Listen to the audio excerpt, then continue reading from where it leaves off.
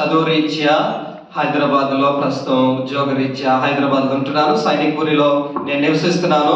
స్థానికంగా ఫిలదెల్ఫియా వెంకటాపురం ప్రార్థనా మందిరానికి వెళ్తున్నాను. అయితే మా తల్లిదండ్రులు ఇద్దరు కూడా ఎంప్లాయీస్, గవర్నమెంట్ ఎంప్లాయీస్. మా నాన్నగారు సివిల్ ఇంజనీరు, ఆయన బీటెక్ చేసి, మా నాన్నగారు యొక్క తండ్రి మా తాతగారు ఒక రైతు. ఆయన రైతు అయినప్పటికీ నా కొడుకు అంటే మా నాన్నగారు ఉన్న కుమారులో బాగా చదువుతున్నాడు అని అంటే అప్పట్లో ఆ ఊర్లో నుంచి బీటెక్ జేఎన్టీయు కాకినాడలో సీట్ వచ్చింది ఆయనకి. ఆయనకి కష్టమైన, ఎంతో మంది వ్యతిరేకించిన మా నాన్నగారిని చదివించడానికి ఆయన ఇష్టపడుతూ వచ్చినాడు. సో మా నాన్నగారు ఇంజనీరింగ్ చేసుకుని, సివిల్ ఇంజనీరింగ్ చేసుకుని ఏపీఎస్ఆర్టీసీలో ఆయన సివిల్ ఇంజనీర్గా ఆయన పనిచేస్తూ వచ్చి రిటైర్డ్ అయినాడు. సో మా అమ్మగారు కూడా ఒక టీచర్గా, ఆమె గవర్నమెంట్ టీచర్గా పనిచేస్తూ ఆమె రిటైర్ అయింది ఇప్పుడైతే. అయితే దైవికమైనటువంటి తల్లిదండ్రులు. సో మా తల్లి సండే స్కూల్ టీచరు. కాకినాడలో బేర్షబా ప్రార్థనా మందిరానికి మేము వెళ్ళేవాళ్ళం చిన్నప్పటి నుంచి. మా నాన్నగారు మా తల్లి మాకు చిన్నప్పటి నుంచి, మేము ముగ్గురము, నేను, మా అక్క, మా తమ్ముడు, ముగ్గురం, నేను మధ్యలో, ముగ్గురము చిన్నప్పటి నుంచి దేవుని క్రమంలో పెంచబడుతూ వచ్చాం, దేవుని భయంలో పెంచబడుతూ వచ్చాం. ముఖ్యంగా మేము చిన్నప్పుడు మా తల్లికి క్యాన్సర్ వచ్చింది. ఇంచుమించు మీ సండే స్కూల్ పిల్లలు, నాకు అప్పుడే వచ్చింది, మా తమ్ముడు ఇంకా పాలు తాగే వయసు అనుకుంటా. మా మమ్మీకి క్యాన్సర్ వస్తే అప్పుడు సండే స్కూల్ టీచర్స్ అనేవారు ఏమనంటే, అరే మీరు ప్రార్థన చేస్తే దేవుడు మీ మమ్మీని బాగుపరుస్తాడు, మీరు ప్రార్థన చేయండి అని అంటే, నాకు చాలా చిన్న వయసు, తెలిసిన వయసులో ప్రభువా మా మమ్మీని బాగు చేయి, మా కొరకు మా మమ్మీని స్వస్థపరచని ప్రార్థించినటువంటి అనుభవం కలిగిన కుటుంబం నుంచి నేను వచ్చాను. అయితే చిన్ననాటి నుంచి దేవుని క్రమంలో పెరిగినటువంటి రీతిగా దేవుడు ఇచ్చినటువంటి గొప్ప ఆధిక్యత ఏంటంటే, నేను చాలా యవన ప్రాయంలో దేవుని యొక్క సౌందర్యాన్ని, దేవుని యొక్క మహాత్యాన్ని, దేవుని యొక్క గొప్పతనాన్ని ఇంచుమించు నేను 7th క్లాస్లో ఉన్నప్పుడు తెలుసుకోవడానికి దేవుడు కృప చూపిస్తూ వచ్చాడు. ఆయన ఎంత గొప్ప రక్షకుడో, ఆయన ఎంత గొప్ప ఆయన ఇచ్చేటువంటి రక్షణ ఎంత సౌందర్యమైనదో. అంటే నేను ఎలా చెప్తానంటే, ఈ లోకంలో ఉన్న సౌందర్యాలు అనేకమైనవి ఉంటున్నాయి. ఆయన సృష్టి బహు సౌందర్యమైనది, లేకపోతే ఈ సృష్టిలో ఉంటున్నటువంటి అనేకమైనటువంటి విషయాలు సౌందర్యమైనవి. వాటన్నిటికంటే సిలువ పైన వేలాడినటువంటి యేసయ్య యొక్క సౌందర్యాన్ని బహు చిన్న వయసులో చూడడానికి దేవుడు నాకు కృపను చూపించినాడు. VBSలో అట్లాగే ఓపెన్ ఎయిర్ మీటింగ్స్లో దేవునిని నా సొంత రక్షకునిగా నేను అంగీకరించడానికి దేవుడు నాకు కృపను అనుగ్రహిస్తూ వచ్చినాడు. సో VBSలోనే నేను దేవుని నా సొంత రక్షకునిగా అంగీకరించాను. ఆ రీతిగా సాగుతూ నా జీవిత యాత్ర నడుస్తున్నటువంటి తరుణంలో నేను దేవుని కృపను బట్టి చదువులో చక్కగా చదువుతూ వచ్చి ఉండేవాడిని. సో స్కూల్ టాపర్ నేను 10th క్లాస్లో. సో నాకు స్టేట్ లెవెల్ ర్యాంక్ వస్తుందని అన్నారు. అయితే ఏమైందంటే, అప్పుడే ఇండియా వరల్డ్ కప్ ఏదో జరుగుతుంటే సరైన రీతిగా నేను చదవక నేనేం చేశానంటే, స్కూల్ ఫస్ట్ అయితే వచ్చాను కానీ స్టేట్ లెవెల్ ర్యాంక్ ఏం నాకు రాలేదు. సో మా నాన్న చాలా కఠినుడు అంటే, నువ్వు ఎంత బాగా చదువుతావని స్కూల్ వాళ్ళు చెప్పారు. అంటే ఎలా జరిగిందంటే, నేను స్కూల్ ఫైనల్ ఎగ్జామ్ రాయకముందు మా తల్లిదండ్రులను స్కూల్ యాజమాన్యం పిలిపించి, మీ బాబు చాలా బాగా చదువుతున్నాడు, మీ బాబుకి స్టేట్ లెవెల్ ర్యాంక్ వస్తుంది, మీ బాబుని బాగా చూసుకోండి, బాగా ఫుడ్ పెట్టండి, ఆయన ఆరోగ్యం చూసుకోండి, ఆయనకు మంచి ర్యాంక్ వస్తే మా స్కూల్ కూడా మంచి పేరు అని మా తల్లిదండ్రులను పిలిపించి వారు చెప్పారు, నేను ఫైనల్ ఎగ్జామ్ రాయకముందు. మరి మీరు నమ్ముతారో నమ్మరో, నేను అన్ని బాగానే రాశానని నేను అనుకున్నాను. కానీ నాకు ఆ టైంలో వచ్చినటువంటి మార్కులు 495, 600కి 495. అదే నాకు ప్రీ ఫైనల్ స్కూల్లో పెట్టినప్పుడు 575 వచ్చాయి. సో మా తండ్రి అన్నాడు, అరే అబద్ధం కదా, నువ్వు చూసి రాసావు కదా, నీకు వచ్చిన మార్కులు ఏంటి, అక్కడ వచ్చిన మార్కులు ఏంటి, నీ స్కూల్లో చెప్పిన మార్కులు ఏంటి అని. నిజంగా నేను ఏడ్చాను. ఏంటి ప్రభువా 495 అంటే నా మూర్ఖత ఒక కారణం. అంటే క్రికెట్ ఉందని ఓవర్ కాన్ఫిడెన్స్తో చదవకుండా రాశాను. రెండో విషయము, దేవుడు కూడా యెర్మీయాను గర్భములోనే నేను నిన్ను నియమించుకున్నాను, రూపించుకున్నానని దేవుడు నన్ను తన మహిమ కొరకు, దేవుడు నన్ను తన యొక్క పరిచయ కొరకు, లేకపోతే దేవుడు తన యొక్క ఇష్టము కొరకు నన్ను మలవడం ప్రారంభించాడని నేను గ్రహించలేకపోయాను. సో నాకు 495 మార్క్స్ వచ్చాయి. మా నాన్న ఏమన్నాడంటే, నేను నిన్ను సైకిల్ స్టాండ్కి తీసుకెళ్ళి మెకానిక్గా పెడతానన్నాడు. నాకు ఆ మాట చాలా బాధ అనిపించింది. అంటే నన్ను నలగగొట్టాడు దేవుడు, నన్ను విరగగొట్టాడు దేవుడు. అలా అన్నా కానీ ఏ తండ్రి కుమారుని తీసుకువెళ్ళి సైకిల్ స్టాండ్లో జాయిన్ చేయడు. కానీ నన్ను మంచి ప్రైవేట్ కాలేజీలోనే ఇంటర్మీడియట్కి జాయిన్ చేశారు. నేను మెడిసిన్ చదువుతానన్నాను, మెడిసిన్ కొరకు నన్ను బైపీసీ గ్రూప్లో జాయిన్ చేశారు మంచి కాలేజీలోనే. సరే, ఇది మొట్టమొదటి డిస్టర్బెన్స్. అంటే దేవుడు నా జీవితంలో, అంటే 10th క్లాస్లో మంచి ర్యాంక్ సంపాదించేదానికి బదులు నేను స్కూల్ టాప్ అయితే వచ్చాను, మంచి కాలేజీలోనే సీట్ వచ్చింది, కానీ ఆశించిన మార్కులు రాలేదు. దాని ద్వారా నా జీవితంలో ఒకటి జరిగింది. ఏంటంటే, నేను అప్పుడు వరకు నేను బాగా చదువుతాను, నాకు బాగా తెలుసు, నేను అన్నీ సాధించగలను, నేను ఏదనుకుంటే అది చేయగలను అనేటువంటి కాన్ఫిడెన్స్ తోటి ఉండేవాడిని. దేవుని నమ్మాను, దేవుని రక్షకునిగా అంగీకరించాను, కానీ నాకు ఓవర్ కాన్ఫిడెన్స్ ఉంది, గర్వం కూడా ఉంది.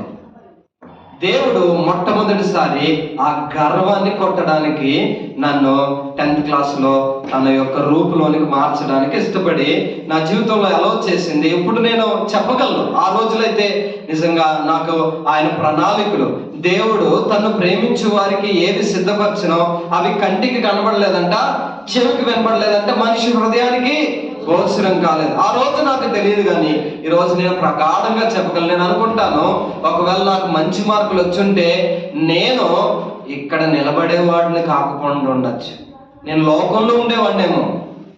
పెద్ద అంటే గర్వంతో బ్రతుకుతూ, లేకపోతే దేవునికి దూరంగా బ్రతుకుతూ ఉండేవాడినేమో. దేవుని యొక్క ప్రణాళిక తల్లి గర్భమందు నా మీద ఉంది కాబట్టి దేవుడు అటు రీతిగా నడిపిస్తూ వచ్చినాడు. తర్వాత ఏం జరిగిందంటే, మెడిసిన్, ఇది రెండో ఘట్టము. మెడిసిన్ ర్యాంక్ కొరకు ఎంసెట్ రాశాను. ఆ రోజుల్లో ఎంసెట్ ఇప్పుడు నీట్ అయిపోయింది. సో ఎంసెట్ రాసినప్పుడు నాకు 7,000 వచ్చింది ర్యాంకు. నాకేం రిజర్వేషన్ లేదు, నాకు మెడిసిన్ రాలేదు. సో మెడిసిన్ రాకపోతే మా తల్లిదండ్రుల యొక్క ఆశ ఏంటంటే, వాళ్ళిద్దరు ఎంప్లాయీస్ కాబట్టి ఒక డాక్టర్ని చేసి ఒక హాస్పిటల్ పెట్టి పేదవారికి ఉచిత వైద్యం చేయాలని వారి యొక్క ఆశ. సో నేను మెడిసిన్ అయితే చదవడానికి నాకు ర్యాంక్ రాలేదు. మెడిసిన్కి బదులుగా నేను ఫార్మసీ ప్రొఫెషన్ తీసుకోవడానికి జరిగింది.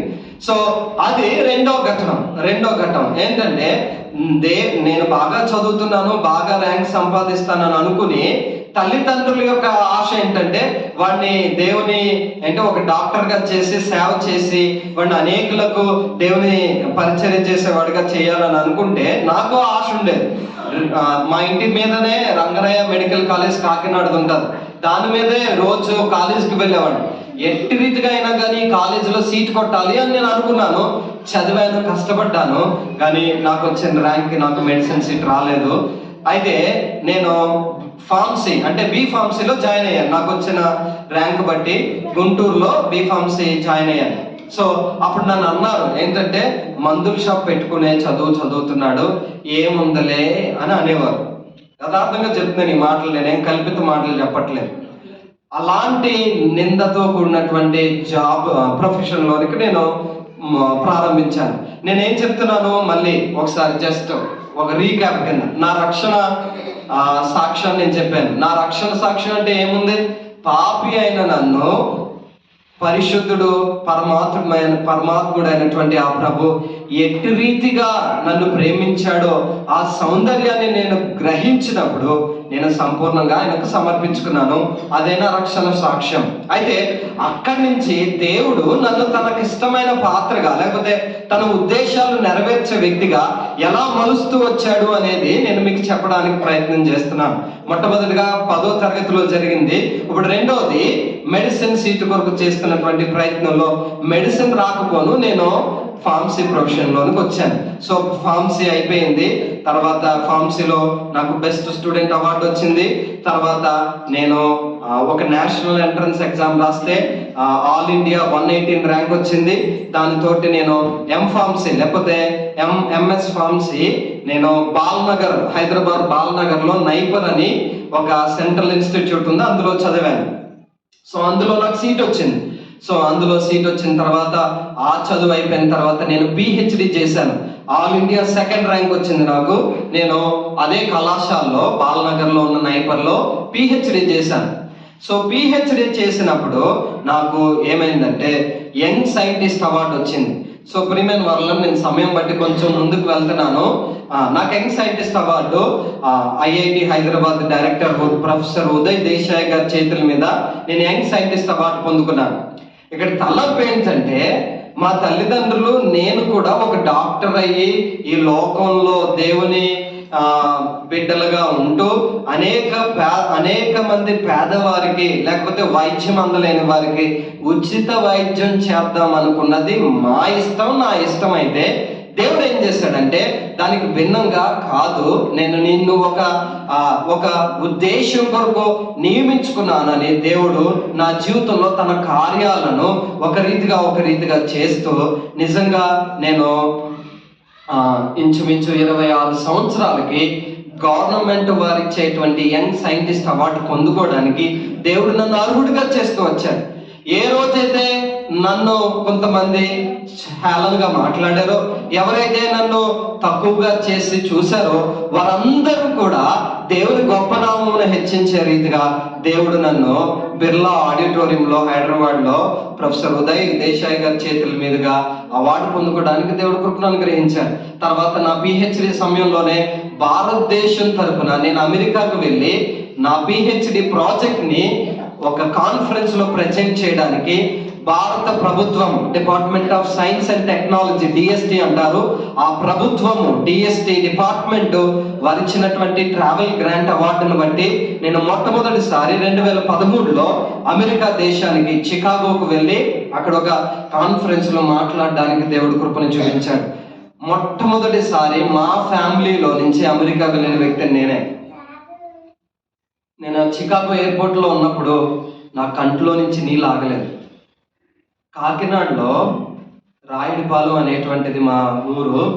ఒక చిన్న ఊరిలో ప్రభువా ఏదో చిన్న చదివినటువంటి నన్ను అమెరికాలో చికాగోలో గవర్నమెంట్ ఆఫ్ ఇండియా రిప్రజెంట్ చేయడానికి నాకు ఆధిక్యత ఇచ్చావు ప్రభువా, నేను ఎంతటి వాడినని దేవుని స్తుతిస్తూ వచ్చాను.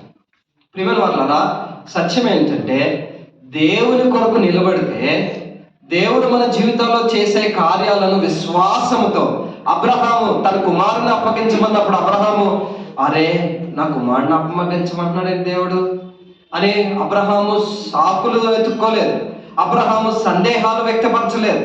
ప్రభువా వాడికి ఎగ్జామ్ ఉంది, సమ్మర్లో కొంచెం హాలిడేస్ ఉంటాయి, సో ఈరోజు ఎగ్జామ్ రాసేసి రేపు తీసుకొస్తాను అని అబ్రహాం అనలేదు. లేకపోతే ప్రభువా వాడికి ఈ మధ్య జలుబు దగ్గు వచ్చింది, జ్వరంతో ఉంది, నీకు బలి అర్పించేటప్పుడు బలిష్టమైనది శ్రేష్టమైనది ఇవ్వాలి కదా, ఒక వారం రోజులు మెడిసిన్ ఆ సిరప్లన్నీ వేసేసి మంచిగా ఉన్నప్పుడు తీసుకొని ఇస్తానని వంకలు సాకులు చెప్పలేదు. కానీ ఉన్న పాటున కంప్లీట్ ఒబీడియన్స్ని, తిరగలేని విధేయతను అబ్రహాం చూపించాడు. ఎప్పుడైతే చూపించాడు అబ్రహాం ఆశీర్వదింపబడ్డాడు. కాలేజీలోనైనా ఎక్కడున్నా దేవుని కొరకు నమ్మకంగా జీవించడానికి దేవుడు కృపను అనుగ్రహించాడు. ఆ రీతిగానే దేవుడు హెచ్చిస్తూ వచ్చాడు. కాలక్రమేణా నేను ఉద్యోగరీత్యా షామీర్పేటలో R&D సెంటర్ ఉంది, అందులో యునైటెడ్ స్టేట్స్ ఫార్మకోపియా అనేటువంటి కంపెనీ ఉంది, అందులో సైంటిస్ట్గా నాకు జాబ్ వచ్చింది. సో ఆ రీతిగా నేను అల్వాల్లోనికి రావడం జరిగింది. అక్కడ ఫిలదెల్ఫియా ప్రార్థనా మందిరంకి వెళ్ళడం జరిగింది. అక్కడి నుంచి నేను పరిచయ కొరకు అనేక ప్రాంతాలకు ఈ రీతిగా మీ యొద్ద కూడా రావడానికి దేవుడు కృపను చూపించినాడు. నేను ముగించక ముందు ఒక మాట చెప్పి నేను ముగిస్తాను. ఏంటంటే నేను చెన్నైలో ఉన్నా, హైదరాబాద్లో ఉన్నా, వైజాగ్లో ఉన్నా, విజయవాడలో ఉన్నా, కాకినాడలో ఉన్నా దేవుని మందిరం విడిచిపెట్టలేదు, దేవుని మందిరం విడిచిపెట్టలేదు, సహవాసం విడిచిపెట్టలేదు, దేవుని మందిరం విడిచిపెట్టలేదు, సహవాసం విడిచిపెట్టలేదు. దేవుని మందిరంలోనే, దేవుని సహవాసంలోనే దేవుని సన్నిధిలోనే నేను నా కాలం గడుపుతూ వచ్చాను. యవన ప్రాయంలో ఉన్నప్పుడు, నేను తల్లిదండ్రులకు దూరంగా ఉన్నప్పుడు మందిరానికి వెళ్ళిపోతూ వచ్చేవాడిని, సువార్తల్లో పాల్గొంటూ వచ్చేవాడిని, మందిర పరిచయలో పాల్గొంటూ వచ్చేవాడిని. యవన ప్రాయంలోనే దేవుని వాక్యాన్ని ప్రకటిస్తూ వచ్చేవాడిని. దేవుని కొరకు నన్ను నేను అప్పగించుకున్నప్పుడు, దేవుని మందిరాన్ని విడిచిపెట్టకుండా నేను అతుక్కుని, దేవుని మందిరానికి అతుక్కుని జీవిస్తూ వచ్చినప్పుడు దేవుడు నన్ను విడిచిపెట్టలేదు. ఈరోజు బరాకాలో కూర్చున్నారు. 2023 సంవత్సరము 24 డిసెంబరు ఆదివారము. ఒకవేళ నువ్వు నేను ఒక ప్రశ్న వేసుకోవాలి. దేవుని మందిరాన్ని ఎంత ప్రేమిస్తున్నాం? లేకపోతే దేవుని సన్నిధిని ఎంతగా ఆశిస్తున్నాం? దేవుని కొరకు ఎంత నమ్మకంగా నిలబడుతున్నాం? మీరు నమ్ముతారో నమ్మరో, ఒకవేళ ఇలా అనుకుందాం, ఈరోజు ఆ కుమారునికి పేరు పెడుతున్నారు కాబట్టి ప్రేమ విందు చెప్పారు. ఒకవేళ మరి గత వారం అనౌన్స్ చేశారు, నాకు తెలీదు. ఒకవేళ ఆ బ్రదరు ఇలా మా బాబుకు పేరు పెడుతున్నామని అనగానే మనందరం వచ్చామనుకుందాం. కానీ రాలేని వారు కొంతమంది ఉంటారు కదా, మనందరం వచ్చాం. ఇప్పుడు మనందరం వచ్చిన వారిలో రేపు పొద్దున నేను మా కుమారునికి బర్త్డే ఫంక్షన్ అనగానే నా మనసులో నేను బర్త్డే ఫంక్షన్ అని నేను అనుకుని ప్రకటించిన వెంటనే ఈరోజు లేకపోతే ఉన్న వారందరూ ఏమనుకుంటారంటే, అదిగో నా ఫంక్షన్కి పలానా రోజుని ఆ బ్రదర్ వచ్చారు, ఎంత దూరమైనా ఎంత ప్రయాసైనా ఆయన వచ్చారు కాబట్టి తప్పకుండా నేను వెళ్ళాలి అని అనుకోమా? మనుషులుగా మనం అనుకుంటాం. కానీ ఒక తలంపు ఏంటంటే, నువ్వు దేవుని సన్నిధిలో ఉదయకాలం నుంచి సాయంకాలం వరకైనా, దావీదు అంటాడు, నీ మందిరావరణములలో ఒక్క దినము గడుపుట 1000 దినములు. భక్తిహీనుల యొక్క గుడారములలో నేను గడుపుట కంటే నా దేవుని మందిరములో గడుపుటకు నేను ఆనందిస్తాను. నిజంగా ఆయన మందిరావరణంలో గడపడానికి మనం ఇష్టపడితే, దేవుడిని నమ్మకంగా సేవించడానికి నిలబడితే, దేవుడు నిన్ను తన సాధనంగా వాడు. నీకు పెద్ద చదువు ఉన్నా లేకపోయినా, నీకు పెద్ద క్వాలిఫికేషన్స్ ఉన్నా లేకపోయినా, నీకు గొప్ప తలాంతులు ఉన్నా లేకపోయినా, దేవునికి కావాల్సింది నీ అందుబాటు. నువ్వు ఎంత దేవుని కొరకు అవైలబుల్గా ఉంటావో దేవుడు అంతగా నిన్ను వాడుకుంటాడు. నిజంగా దేవుడు నన్ను ఆశీర్వదిస్తూ వచ్చాడు. నేను ఉన్నతమైన ఉద్యోగంలో ఉన్నాను, దేవుని పరిచర్లో కూడా వాడబడుతున్నాను, హెబ్రోన్ ద్వారా పరిచర్కు పంపబడుతున్నాను. నాకు వివాహమైంది, నాకు 3 పిల్లలు, 2 కుమారులు, 1 కుమార్తె. వారు పెద్ద బాబు 7 years, రెండో బాబు 5 years, మూడో పాప ఆ పాప 2 సంవత్సరాలు. మీకు ఇంకో సత్యమైన విషయం ఏంటో చెప్పిన, నా రెండో కుమారునికి డెవలప్మెంటల్ ప్రాబ్లం ఉంది. అంటే ఆయనకి 5 సంవత్సరాలు వచ్చినా ఇప్పటికి ఆయన మాట రాదు, ఇప్పటికి ఆయనకి ఏ విధమైనటువంటి చలనం ఉండదు. అంటే నడుస్తాడు, అన్ని చేస్తాడు, కానీ మందిరంలో నిశ్శబ్దంగా కూర్చోడు, ఇటు అటు గెంతులేస్తూ ఉంటాడు. గట్టిగా గద్దించినా ఆయనకు విని అంటే ఆయనకు పట్టదు. అంటే ఆయన బ్రెయిన్ మెచ్యూరిటీ లేదు. దాన్ని ఇంగ్లీష్లో ఆటిజం అంటారు అన్నమాట, ఆర్టిస్టిక్ చైల్డ్. అంటే ఆయన బ్రెయిన్ అంతగా డెవలప్ అవ్వాలన్నటువంటి కుమారుడు దేవుడు నాకు అనుగ్రహించాడు. అది నేను దీవెనగా నేను భావించుకుని ఆయన మీద విశ్వాసంతో నేను నడిపింపబడుతూ ఉన్నప్పుడు అద్భుత కార్యాలు నేను చూస్తున్నాను. ఆ కుమారుని విషయంలో అద్భుతాలు దేవుడు చేస్తూ ఉంటున్నాడు. సో నా కొరకు, నా కుటుంబం కొరకు ప్రార్థన చేయండి. అనేక విషయాలు ఉన్నాయి నేను చెప్పడానికి, కానీ సమయాన్ని బట్టి నేను క్లుప్తంగా ముగిస్తున్నాను. మరి నా గురించి, నా కుటుంబం గురించి, అలాగే మా పరిచర్ల గురించి, స్థానికంగా లోతుకుంటలో ఉంటున్నటువంటి సంఘం, అక్కడ దేవరాజు గారు ఉంటారు, పెద్ద ఆయన, 84 సంవత్సరాలు ఆయనకి. ఆయన ఆరోగ్యం గురించి కూడా ప్రార్థన చేయండి.